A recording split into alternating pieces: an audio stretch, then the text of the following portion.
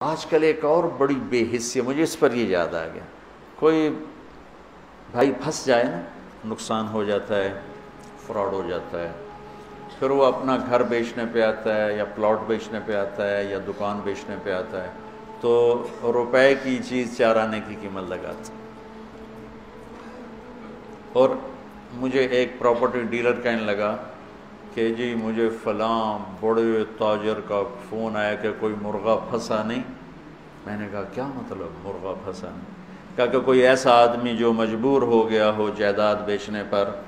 اور اس کو نقصان ہو چکا ہو، تو کوئی ایسا تو بتاؤ تاکہ ہم تھوڑے پیسوں پہ خرید لیں۔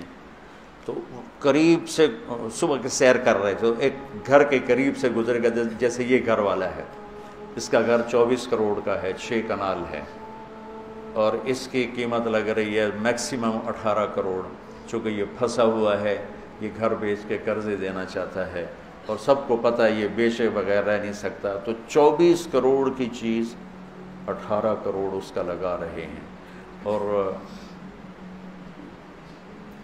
اس کو مرغہ کہہ رہے ہیں۔ کوئی مرغہ پھنسا تو نہیں۔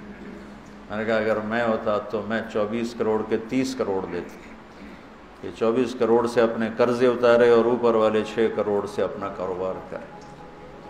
مسلمان سخی ہوتا ہے، ظلم و ستم کی انتہا ہے کہ ایسے بے رحم ہیں، پیسے کے معاملے میں ایسے بے رحم ہیں، اور اچھے اچھے داڑھیوں والے نمازی پرہیزگار محراب ماتھے پر، لیکن پیسے کا نام آتے ہی وہ ایسے سنگ دل ہو جاتے ہیں جیسے ان کے سینے میں دل نہیں، پتھر کا کوئی ٹکڑا،